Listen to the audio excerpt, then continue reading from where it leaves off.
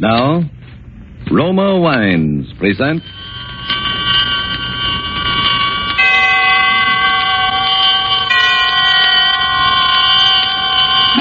Suspense.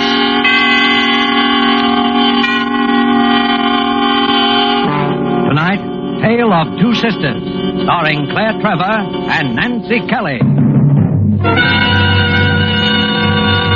Suspense is presented for your enjoyment by Roma Wines. That's R-O-M-A, Roma Wines.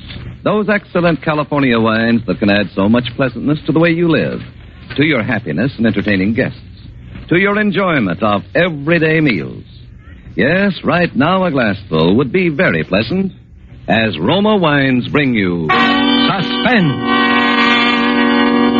This is the Man in Black, here for the Roma Wine Company of Fresno, California, who tonight from Hollywood bring you as co-stars Miss Nancy Kelly and Miss Claire Trevor. Both are currently being seen in RKO Productions. Miss Trevor in Murder, My Sweet, and Miss Kelly in Betrayal from the East.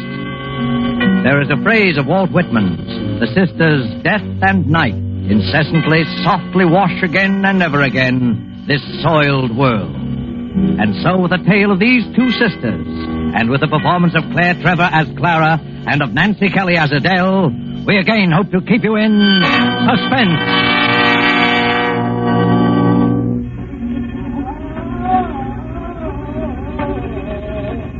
Everyone is so good to me.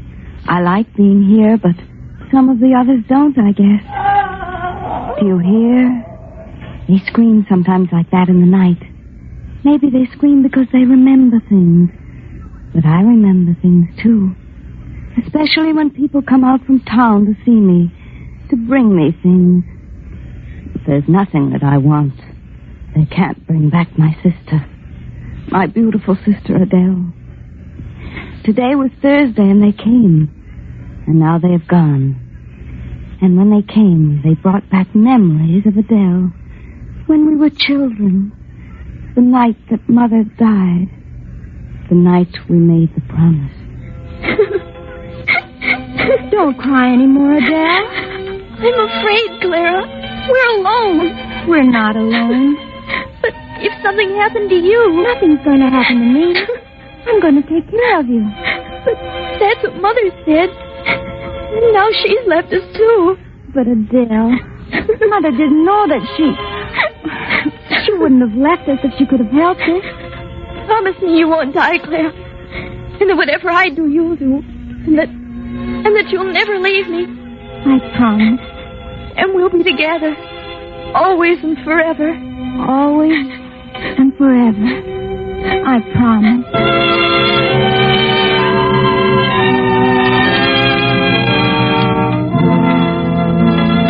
And for years, I kept that promise. Adele and I were as close as anyone could be. We had few friends, and I didn't mind as long as she was happy. But sometimes I was frightened at the way she clung to me after we were grown. I was afraid of what would become of her in case anything ever happened to me. And then something did happen. I met Douglas Foley. Adele liked him until she realized that I'd fallen in love with him. Then she hated him in a childish, vicious way. He tried to win her over, but it was no good. And then he asked me to marry him. And I said yes. That night, after he'd gone, Adele was waiting for me in my room. Adele! Clara! Douglas told me. Adele! You're so white, darling. You're ill. But you promised me. But Adele, I'm not leaving you. You're going to live with us. No, it won't be the same. You promised always and forever. But we were children, Adele. You promised we'd be together always and forever. Adele, you see... If you marry him, I'll never speak to you again. But we were married, and we believed that Adele would forgive us in time, but she didn't. She refused to see us. Then when we learned that my husband's new job was to take us to Europe, our first thought was of Adele. If she would only go with us. But when we drove to her house, she refused to come to the door, and we were forced to sail without her. My son Doug was born in Europe. And I wrote Adele a long letter telling her about him, but the letter was returned, unopened. When Doug was just 10, we returned to America. I went directly from the station to Adele's home. She was working in the garden when we drove up. I was shocked at her appearance. Her hair had turned almost white, and there was a strange look about her. I sent Doug to the gate to introduce himself. She looked at him in a puzzled manner. Then she saw us sitting in the car, and she turned and walked into the house. The next thing I remember was that day, 1 month after my return home, when I was put on trial for murder, for my husband's murder. Mrs. Foley, will you tell us again what happened the night of your husband's murder? My husband was working in the garden all day when it began to grow dark. Will you please speak up? Well, my husband had been working in the garden, and when I called him in, he insisted that he had something to finish. I called him several times after that, but then I became irritated and I gave up. I had my dinner alone, and I went up to my bedroom. Then you admit that you quarreled with him the night of the murder. No, we didn't quarrel. I was irritated, but I said nothing to my husband. Your husband's death was caused by a deep, narrow wound in the vicinity of the heart. It is the opinion of this court that the instrument used might have been an ice pick. Mrs. Foley, have you any other ideas as to what might have inflicted this wound? No. Had your husband any enemies, Mrs. Foley? No.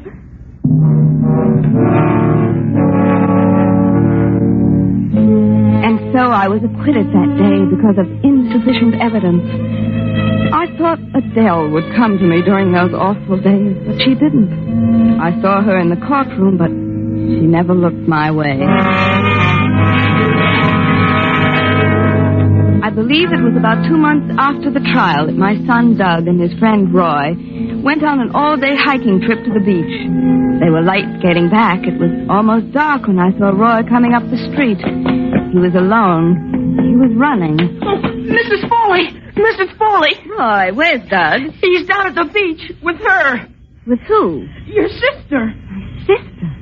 For heaven's sakes, Roy, will you tell me what this is all about? Well, you see, Mrs. Foley, Doug and I, It seemed that Roy and Doug had forgotten to take along their drinking water, and they hadn't missed it until they'd come to a very deserted strip of the beach. Come on, Doug. Maybe we can get water at that little house over there. Funny place for a house, isn't it? Oh, yeah. Come on. Looks like nobody lives there. All the better. We can just drink out of that faucet in the yard. We won't have to ask nobody. Come on. Sure run down, isn't it?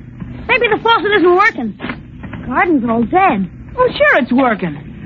See? Someone's just plain lazy.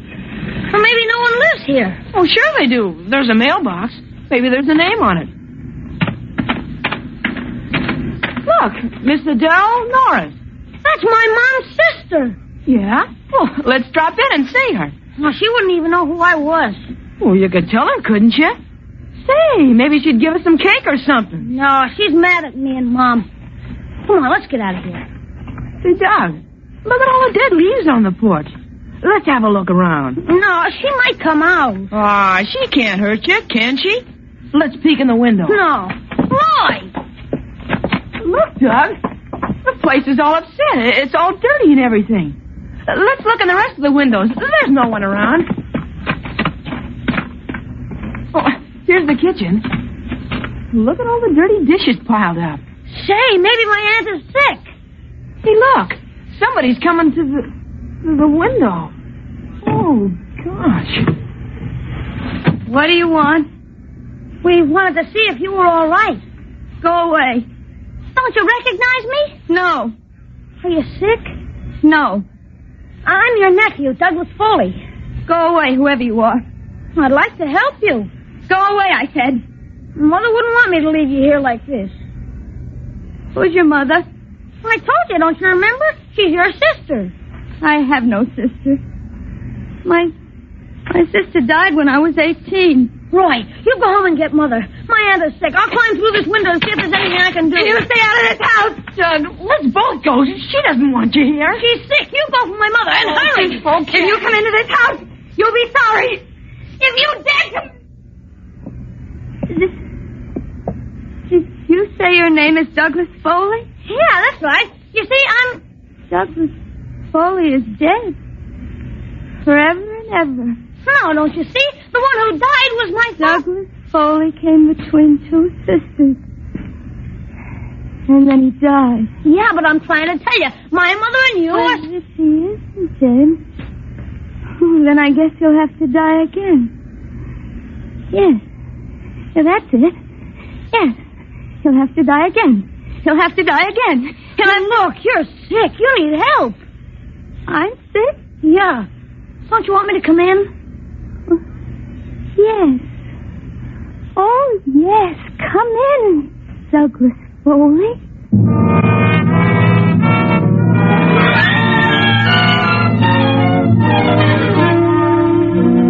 Tonight for Suspense, Roma Wines are bringing you Nancy Kelly and Claire Trevor in Mel Dinelli's radio play, Tale of Two Sisters.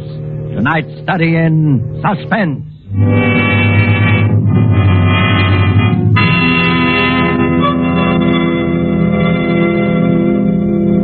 We have an interesting idea for you tonight from the keen and sensible mind of America's famed expert on parties and smart entertaining, Miss Elsa Maxwell. And we quote, Serving a nice table wine when friends come to dinner or with everyday meals is one of the smartest, most sensible, and truly moderate pleasures of which I know, and one which any family can regularly enjoy, since the cost of delicious Roma Burgundy is very little. Just serve your Roma Burgundy well cooled. Enjoy it with any food, and don't worry about special glasses. Any glasses available are perfectly correct. The goodness of the wine, the added enjoyment of your food, these are the things that count. Miss Maxwell expresses perfectly what we of Roma believe. In Roma, California Burgundy, in all Roma wines, you enjoy the glorious color, aroma, and flavor of superb sun-ripe grapes. Our noted wineries, located in California's choicest vineyard areas, assure you of flavor and quality which are always good, never varying, always delightful. And so, Roma quality is preferred everywhere. And you are able to enjoy these fine Roma wines at modest prices. Only pennies a glassful. Remember, more Americans enjoy Roma than any other wines. R-O-M-A, Roma wines. And now it is with pleasure that we bring back to our soundstage Nancy Kelly as Adele and Claire Trevor as Clara, who resumes the recital of this Tale of Two Sisters, a narrative well calculated to keep you in suspense. You see how clearly I remember things? I remember so well the horror of that moment when Doug's little friend finished telling me how he had left Doug there alone with my sister Adele. And I even remember what Roy said at the end.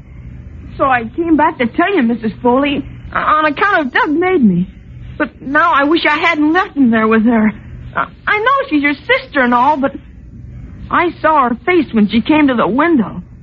She looked awful, Mrs. Foley. She looked awful crazy. I followed Roy's directions, and I went by foot north along the ocean. I must have walked a good mile before I came to the house. I ran quickly up the pathway. The front door was standing open. There was a lamp burning on the table. Adele! She lay on the bed. I couldn't see her very clearly by the candlelight, but I could see that she was fully dressed. Her hair was undone, and it spilled down over the pillow. For a moment, I thought she was dead. What do you want? Adele. What do you want? It's me, Clara. Where's Douglas? He's dead? Adele. Your husband is dead, I tell you. Oh, I don't mean my husband. I mean my son. Where is he? Oh, he was murdered by a long shot. Be still. You don't know what you're saying. Where is my son? I haven't seen him. You have. He was here, I know that. Haven't seen him. Yes, you have. Try and remember. Where is he? I don't know. Oh, yes, you do know. What have you done to him? Was he your son? Yes, Adele. Please. I hated him. I know, but where is he, Adele? He went away. Where? Where did he go? He went to the village for a doctor. Are you telling me the truth? Yes?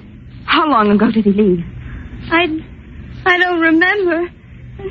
Will you stop questioning me? Can't you see that I think I tell you he went for a doctor? Oh, will you come here, Clara? After 10 years. I've come to help you. I don't need your help. Adele, did Doug really go for the doctor? You think I'm lying? I don't know, but if he isn't back soon, I'm going for the police. The police? Fat fool. I'm so sick, Clara. I'm going to take your things off, Adele. You'll be more comfortable. Then when the doctor comes... No, don't you touch me. Adele, you're sick. Let me take your things off. No, can't you leave me alone? Leave me alone. How do you know what's good for me after all these years? Oh, I'm in pain, Clara. I have a heavy pain here by my heart. When I'm tightly laced, I can almost bear it. All right. We'll leave it till the doctor comes. Will the doctor help me, Clara? Yes, of course he will. Douglas Foley came between two sisters. Adele. He worked in the garden. He was bending down low. Oh, I'm so tired, Clara. Yes, try and rest, Adele. Close your eyes. But he was working in the garden, and I was on my way home from the sewing club. I saw him there, Clara. He looked the same after 10 years, because he had your strength to draw from. But I was alone. I'd grown old, and he had stayed young. And then she seemed to doze off. Her breathing was so labored, and I thought, perhaps she'll rest more easily if I undress her. And I went over to the bed. She was wearing a corset. I reached over and began to unhook it. She started mumbling something in her sleep. You broke your promise. Always and forever, you said. But she didn't wake up. And I finally managed to take her corset off. But as I went to place it on a chair, I noticed something protruding from the material. At first I thought it was a broken stay, but it was round, and one end was sharp. I looked closer. It was a steel knitting needle, a long steel one, and there was rust on it. Or was that brown stain rust? Adele had concealed a knitting needle. And there was proof of what I guess I'd known all along. Adele had murdered my husband. With a shudder, I dropped to the floor, and then something caught my eye. There was a hand sticking out from beneath the bed. It was white and still. It was a child's hand. I fell swiftly to my knees. Doug! And just as I reached out for him, I felt a sharp blow on the back of my head, and I fell to the floor. And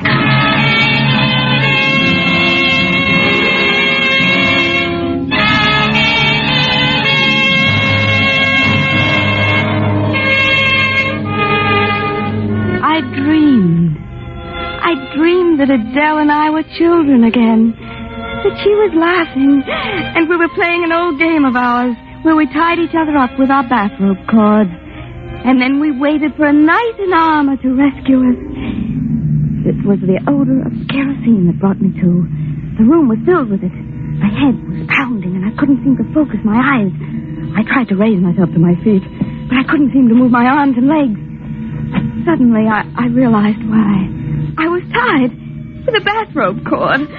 I was a child again. Adele and I were playing our games again. My husband, everything that had happened between Adele and me had been nothing but a bad dream. A feeling of relief swept over me. And then suddenly I heard footsteps. And the door creaked slowly open. And suddenly I knew that what had happened had not been a dream. For Adele stood in the doorway. Not Adele, the child who would rescue me, but Adele with gray hair, who hadn't spoken for all those years. She wore a long dressing gown. She was barefoot, her long hair streaming about her shoulders, and there was a vacant, stupid smile on her face. She carried a bucket in her hand, and the odor of kerosene filled the room. She didn't seem to notice me as she went past me, and she threw the liquid from the bucket onto the bed. There! Adele! No, Adele! She paid no attention to me as she left the room again. I struggled wildly, but it was no use. I was tied securely. And then I saw a still figure on the bed. It was Doug. His face was white. He was unconscious. And there was a deep gash at the side of his head. And then Adele came into the room. She had filled her bucket to the brim, and she walked towards the bed again. Adele! Clara? Adele, untie me. Untie you? Why? Adele, listen to me. This is your son, Clara. Yes, Adele, untie me. You were looking for him, and he was here all the time. Please untie me, Adele. I never knew your son. For years, I never knew him. How old is he, Clara? He's only 10. He's just a boy. Adele, you're sick. Untie me, and we'll go for a doctor. You want me to be well, Clara? Oh, yes, untie me. Are we friends again, Clara? Yes, we're friends. I want to help you. Oh, but I can't forget the years, Clara. I must wash those years away before we can really be friends again. Adele, forget those years. Let me help you. Untie me. Oh, no. No, we can't forget them, Clara. We must wash them away. That's what I was doing. I was washing away the years. Your husband's gone, and your son is all that remains of me. And then we can be sisters again. You don't know what you're doing. Untie me, Adele. But this isn't water that I have in this bucket. No, you see, you're sick, Adele. It's what I put into the lamps to make them burn. Oh, no. Perhaps I could burn away the years. Oh, yes, that'd be better. Much better. No, Adele. Adele, for the love of heaven, untie me. If I could burn away these years that remain on the bed. Oh, no, Adele. If I could do that with this candle, well, then you and I could really be friends again, like when Mother was alive. We could be sisters again. Always and forever. We're sisters now, Adele. Oh, no. No, you're lying. We're not sisters. Adele, listen to me. We're children. And you've tied me with this cord, you see? And now you must untie me. Like you used to do when you left me too long, and I cried. No, you're lying. We're not sisters. And we haven't been for years. And now I'm going to punish you for lying. Just as Mother used to punish me when we were children. And she started walking unsteadily towards me, a lighted candle in one hand, the bucket in the other, the liquid slopping over her dressing gown as she walked. Clara, do you remember the time Mother washed out my mouth with soap when she caught me in a fib? Well, that's what I'm going to do to you now. Or perhaps it would be better if I burned it out. No! Now, Clara, don't scream. You'll waken your precious son. And we mustn't waken him now. Adele, untie me. I promise you that I'll take Doug away. We'll both go away. You'll never have to see us again. Oh, no, Clara. And she kept moving towards me, holding the lighted candle close to her breast. You mustn't ever lie to me again, Clara. Adele. You don't know what you're doing. Wash away the years. Burn away the years. Suddenly, I saw a tiny flicker of flame on her breast. The frilly dressing gown. She'd held the candle too close. Her entire dressing gown was a mass of flames. It spread swiftly to her hair. In a moment, she was a blazing torch, and the odor of burning filled the room. I could see her face. Surprised, contorted with pain, she turned and looked toward the bed, the bucket flaming in her hand, and then she went screaming out the front door towards the street.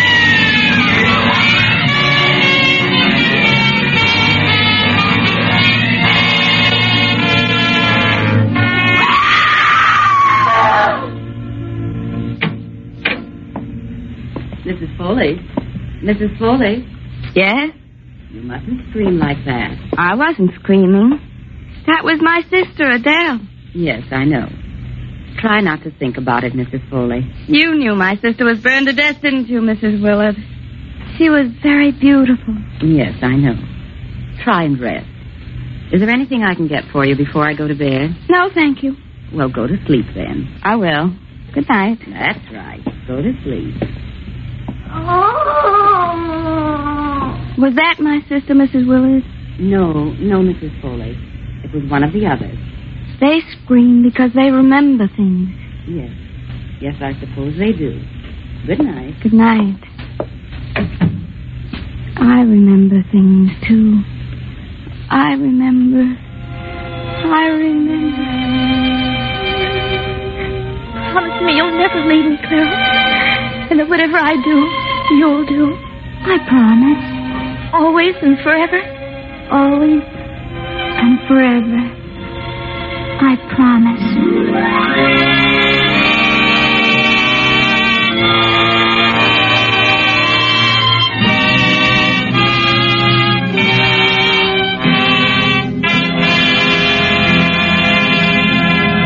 And so closes Tale of Two Sisters, starring Claire Trevor and Nancy Kelly. Tonight's study in Suspense. Suspense is produced, edited, and directed by William Spear. The other day, Elsa Maxwell told us about a friend who had lived many years in wine-loving countries around the world. I gave him some of our delicious Roma, California Burgundy at dinner. And he confessed to me that he thought it every bit as enjoyable as any he had ever had. So I say, you people who do not regularly serve Roma wine are missing one of the most delightful treats daily living can offer. It's so good, so smart, and yet so very simple. Take Miss Maxwell's advice. Enjoy Roma wine regularly. It's always good, unvaryingly fine in flavor and quality, and only pennies a glass. Remember, more Americans enjoy Roma than any other wines. Roma, R-O-M-A, Roma wines. Ladies and gentlemen, next Thursday, same time, you will hear Mr. Lee Bowman as star of Suspense. Presented by Roma Wines, R-O-M-A, made in California for enjoyment throughout the world.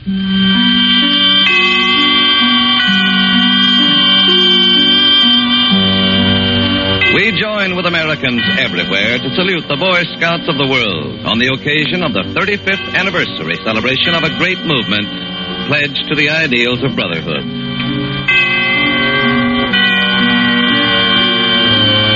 This is CBS, the Columbia Broadcasting System.